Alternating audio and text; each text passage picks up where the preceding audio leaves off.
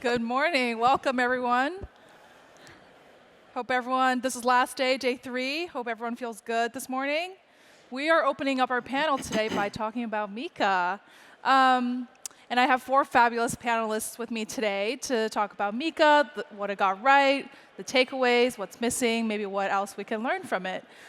So before we dive in, I'm going to have each panelist go around and do a brief intro, and then we'll get started. So, Seth? Good morning, everybody. My name's Seth Hartline, and I lead policy at Ledger. Hi, I'm Rebecca Reddick. I'm the Chief Legal and Policy Officer at Polygon Labs. And I'm Dante Disparte. I'm the Chief Strategy Officer and Head of Global Policy for Circle. And I'm Clarissa Gege. I'm CEO and founder of Defense. We're MPC US. And I'm your moderator, Catherine Wu, Research Fellow at the Crypto Council for Innovation and Venture Partner at Archetype. So to set the stage, originally I was going to give a brief context on what actually MiCA is, but I'm going to actually maybe throw to Rebecca just to give us TLDR what MiCA is. Sure. So MiCA is a piece, I would say maybe the first piece globally of really comprehensive legislation to regulate centralized crypto activities. It's focused on the EU, the European Union. It covers what they call CASPs, so crypto asset service providers, really identifiable entities or people who are providing services on behalf of third parties.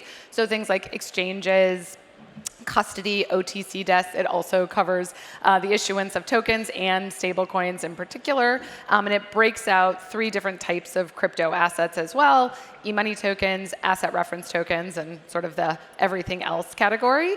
The interesting thing about MiCA is that it carves out fully decentralized services, so everyone's taking that to mean DeFi, and NFTs that are really like the purpose of NFTs, not sort of fractionalized NFTs that are being used in a financial way. So that's sort of the very quick TLDR.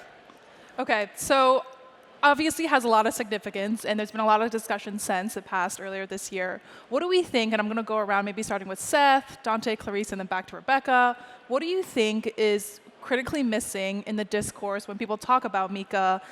What are some overlooked aspects? So I think the conversation around MiCA, particularly among Americans, is sort of overly simplistic, almost reductionist. It typically goes something like this, right? We all want regulatory clarity, right? And we're not getting it, and that doesn't feel very good. And so we look across the Atlantic at Europe, and we see MiCA, and that looks like clarity. And so we say, hey, you know, why don't we have that? Why can't we have that? MiCA is good, and what's happening here is bad. Except it's not that simple. And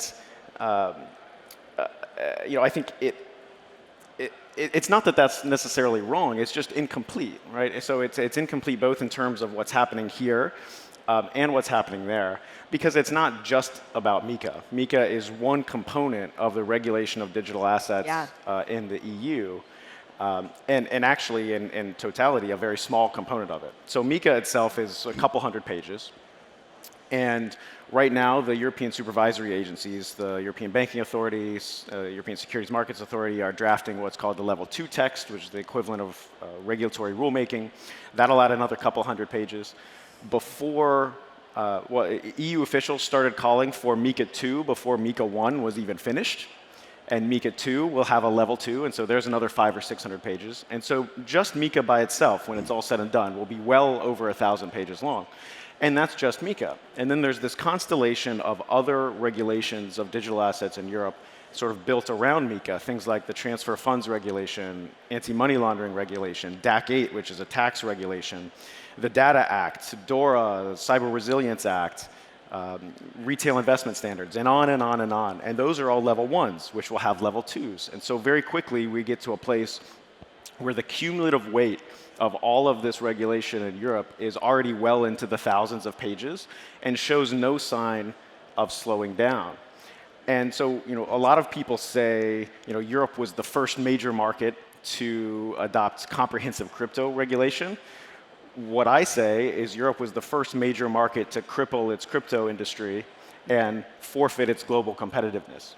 And so if we look at what's happening here, the law isn't changing. right? It's very easy to pass laws in Europe. It's very hard to pass laws here. That's a feature, not a bug, right? And so the law here is not changing.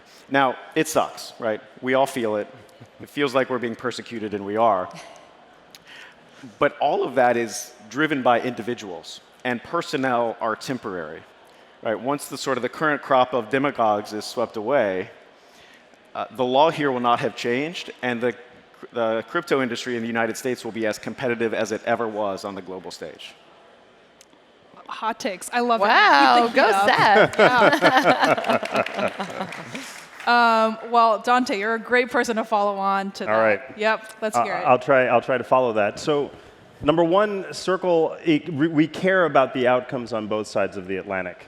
On this side of the Atlantic, obviously, you all know us for a digital dollar. On the other side of the Atlantic, in Europe, we have a digital euro as well, a euro-backed stablecoin. And our promise when we launched the euro-backed stablecoin is that it would eventually be the world's first MiCA-conforming digital payment stablecoin.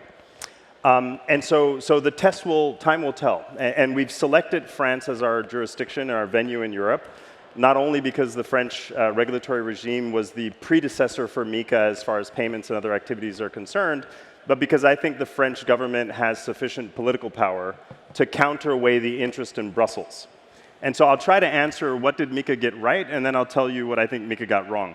What did MiCA get right? One, they regulated and they legislated. I was a witness, if not perhaps the cause, in my former life as a participant in the Libra project, that MiCA would not have existed, at least not in its current structure and in its current speed, but for the fact that the fear of big tech taking over money was pretty terrifying. And so in the near 5 years since, a perfect body of law vis-a-vis the policymaker and the regulator's view has been created, but as Seth pointed out, there isn't a particularly vibrant industry to speak of. And so what it got right is that there's a common set of frameworks. And for anyone in the crypto industry who's been looking for regulatory permanence, you've got it in Europe. There might be trade-offs, of course, with what regulatory permanence gets and what it produces. And so my analogy has always been, MiCA will be to crypto what GDPR was to privacy. That net, it will effectively be an unavoidable regime.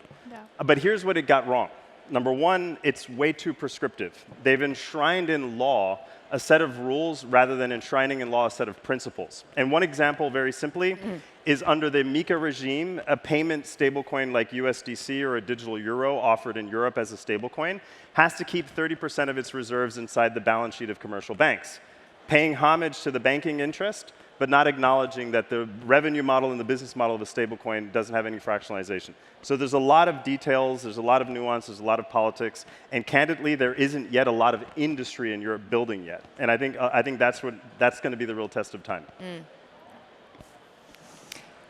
So I think what MiCA got right is the timing first, right? We see today that the lack of a clear framework, regulatory framework in the US is paralyzing the largest institutions in actually testing and trying to get into the market. So being a region where the EU decided very early on to draft a framework, I think timing-wise, it was very interesting. So today you actually have financial institutions, you have large players that can look at the European market with a risk framework that is easy for them to comprehend. They know what they can do, they know what they cannot do, right? What I think they got right as well was to actually inspire their framework from the DASP French regulation. When the Loi Pacte, the Pacte law, was released in 2019, there was a lot of people that were absolutely against the idea of the French market regulator to put in place a framework for crypto players. Now, 4 years later, we have 96 companies that have been registered at DASP, registered in the French AMF. We've attracted, like Circle, very large international companies that were looking for a safe haven where they would know where and how to play, right? And we also have the first fully registered bank, which is Forge, which is a spin-off of Société Générale, that is now fully compliant with the French framework. So it definitely did foster initiatives, and I think that's a positive. You know, they say when there's an innovation, the United States creates a business, Europe creates a regulation. Once again, this is what we did. Another thing that is very important in our business, right? It's the definition, which is kind of the underlying of anything you will build on top of any application you will build on crypto, which is the definition of custodian. Where and how am I considered as a regulated custodian across regulations? And it feels like MiCA also inspired itself from the French regulation, and we see that in the US there's a similarity in definition, which is not only who actually owns the private key, but the control. And leaving that definitions to being a regulated custodian, if you control the private key, can enable a full range of players on the technological service providers. And that is also very important. Keeping that in place is also very important for I would say the multiplication of service providers that will be serving these industries who do not need to be regulated. It's very hard to follow all of them, but I think I'll pick up on threads that everyone said. So I do think MiCA did get the timing right. Like, this is a critical time in the industry. People were really calling for clarity. I do think the EU was really trying to get it, or certain actors in the EU were really trying to get it right, because when you talk to certain politicians and regulators, they say, we do believe this is the future of how our economy is going to grow. And they believe that they missed out on the Web 2 boom, and so they're trying to bring it in Europe. So that's one. I think the other piece of it, though, and as Seth really alluded to, and Dante as well, is it is extremely onerous. So when people are like, oh, we're all going to go to the EU and we have this regulatory clarity and it's going to be great, it's like, I mean, it's not just the 30% for stablecoin issuers, it's also the enormous amount of over reserves that you're supposed to have, make it very hard to sort of run not just a profitable business, but just to run a business day to day. And some of that is really good, right? I think what we do want for regulation is obviously both consumer protection and market integrity. There's some really good disclosure laws in MiCA, which I think is some of the most important and the lowest hanging fruit for the crypto industry in general. I feel like I know lots of people who would actually voluntarily engage in a disclosure regime, except for the fact that they're scared that it'll be used against them, mostly developers and things like that. And then I think, as Seth alluded to, MiCA isn't a standalone piece of legislation, and the legislation that's being built up around it and other legislation in the EU that's starting to just bring in the word blockchain and smart contracts is really prohibitive. So even if you're going to look at MiCA in a vacuum and say, like, okay, it's legislation, but financial regulation is really hard to comply with, and there are some really onerous restrictions, and it doesn't make sense, the other pieces of MiCA, specifically on AML and on data privacy, are really restrictive. And so you can't really read MiCA in a vacuum because they're trying to regulate crypto and blockchain in other ways as well. Yeah, I mean, two of the big questions, even when I was prepping this panel and hearing from you guys, two of the bigger questions, is regulatory uncertainty the worst thing in the world? And is the grass really greener on the other side? Now, I want to come back to these two, because I think that's going to launch us into a big discussion and bring it more specific, more nuanced. Maybe some of the entrepreneurs here can really take some from your lead. So each of you represent crypto companies that sit at different parts of the stack. But I think one thing that you guys all have in common is that your companies are global. So taking a very narrow, for MiCA specifically, what is the implementation of MiCA when it goes into effect next year, early next year? What does that mean for your organization? People have touched on it being onerous, maybe too prescriptive. Is this something that crypto companies are ready for? I'll start with you, Seth. So from Ledger's perspective, yes, I think we're ready because Ledger is not directly regulated by MiCA. So MiCA really regulates primarily three types of businesses. CASPs, which you can sort of think of a good proxy for CASP as a centralized exchange. reserve-backed stablecoin issuers like Circle, and sort of direct token issuers, right? So like ICOs, right? So Ledger doesn't do those things. So we're not directly regulated by MiCA. Our customers will be affected by MiCA in a number of different ways in how they interact with their digital assets and other participants. And so we care about it from that perspective. But fortunately, we don't have to really make any changes because of MiCA. We do perhaps with some of the other legislation that I mentioned, like DORA, the Cyber Resilience Act, potentially the transfer of funds regulation and some of those. But MiCA itself was more aimed, and this is, I do give credit where credit is due. I think this is one of the things that MiCA got right, is that it was directionally correct and focusing on the centralized aspects of the market. I mean, Polygon Labs is in the same boat. We're a software development company. We don't engage in the types of activities, at least on its face, that MiCA is looking to cover. And so in terms of the directionally, right, like leaving software developers, whether they're a large company or whether they're just sort of developing software in their garage, is the right approach for now. And I don't believe software development on its own should be regulated. The one thing that is, I would say, on the margins, and is something that MiCA didn't get right, is that algorithmic stablecoins are in this very murky place. And it's very clear that if you, as a software developer, have built the tech or built the smart contracts from which algorithmic stablecoins or the protocol can be generated, where you would fall in. So I think that's a problem from a software development perspective, but Polygon Labs doesn't do that, but just putting it out there in general.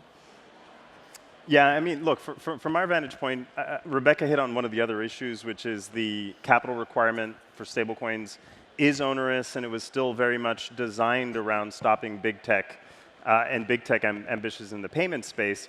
And the most frustrating piece of the puzzle is that, the crypto industry today is neither big tech nor is it incumbent, it's middle tech. It's companies that are plugging into banks, that are plugging into developers. And frankly, look, I think you can't abstract away MiCA as a pan-European phenomenon from the individual interests and the individual vibrancy of European countries. I mean, we are very, very happy to be invested in France. We were there announcing our investment in France during Paris Blockchain Week. And I think it would be a mistake to overlook the dynamism in Europe. One of our presidents said there was no word in French for entrepreneur. I'm willing to wager, and Clarisse, correct me if I'm wrong, that there will be an ecosystem developing that is eventually uniquely European, notwithstanding the European tendency to be protectionist. And we shouldn't ignore MiCA vis-a-vis the digital euro aspirations, especially in my world. Currently, the ECB and a lot of the payments discussion in Europe is this is a sovereign activity. We want to protect money as a sovereign issued activity, and any digital euro in digital form that is perceived to challenge European sovereignty is going to be contested. That's politics, that's not policy, that's not regulation. Fair enough. As a company, we're getting ready for MiCA, so we're not directly at all falling into the regulated services. We're a technological service provider. But today we have about 50% of our clients that are regulated. And what we've actually realized is that, of course, we're selling technology first, but we're also selling the capacity for an institution to get regulated. The tech stack we're selling is critical. And when you look at DORA, so the initiatives that are around MiCA, so DORA stands for Digital Operational Resilience Act, there's a willingness by the EU to actually start looking more closely at the mission-critical software a financial institution is using. And for us, this is something that is interesting. We see it as a business opportunity more than something negative, because at the end of the day, the output is to make sure that people are safe, right? And that the financial institutions are playing with technology that they know how to master and where they can actually share the information, because a big piece of DORA is making sure that you can actually share cyber acts, you can share any threats you may have with your peers, and that's no longer something that is a nice to have, but something that you'll be required to do to make the industry a safer place. So first, what it means is that our documentation becomes a product. It means that the necessity to be compliant and audited by firms that are regulated in the countries where we operate becomes an asset we can sell to our clients. So we see things very differently in this type of markets. And it's also, I agree, very, very expensive, right? It's costly because you'll need to be certified within the organization in each country. So even if we're not directly regulated, or we have a need to actually become a regulated player within the MiCA context, because we need to serve our clients, there are things we need to change and that we're preparing for, so they can make sure that they can speed the time to actually getting their certification. And to me, this comes with something that is potentially a threat, because the DORA design, which is supposed to be implemented in 2025, so it's tomorrow, January 2025, lacks a lot of actually standards around what is a critical piece, third party, and piece of infrastructure. How do we standardize some of the technology? We're all operating under different frameworks, governance framework, different technology that are, some are standardized, HSMs are standardized, MPC is not standardized. So we need, as an industry, to think about ways to stop, developing fragmented silos, but come together and bring the ground for standardization, so regulators can actually put in place framework that makes sense for people. And I think this is something that is quite important when we think about how getting ready for MiCA. One thing to add to, though, is one, as Chloe sort of alluded to, MiCA isn't operational tomorrow just because it passed the parliament. Two, no, even if it affected Seth and myself, and obviously Dante is affected, you wouldn't know if you're ready to comply yet because the implementing rules haven't even come out. So you have MiCA, but then you have the European Banking Authority and ESMA, who have to put out rules to sort of try. Even as Dante said, there is a lot of that's very prescriptive in MiCA, much more so than you'd see in sort of regulation in the US or elsewhere. But there is going to be even more prescriptive rules that are coming into place. And you have another level, as Dante and Clarice both said, where you have to comply with the country situs rules where you're in as well. So your headquarters could be France, it could be Germany, but like there are a number of levels of rules that you're going to have to comply with. Yeah, certainly not as easy as it sounds. So bring it just way back to the top again. I think regardless, it is a show of global leadership within the crypto industry to, I think, like embark on a framework like this.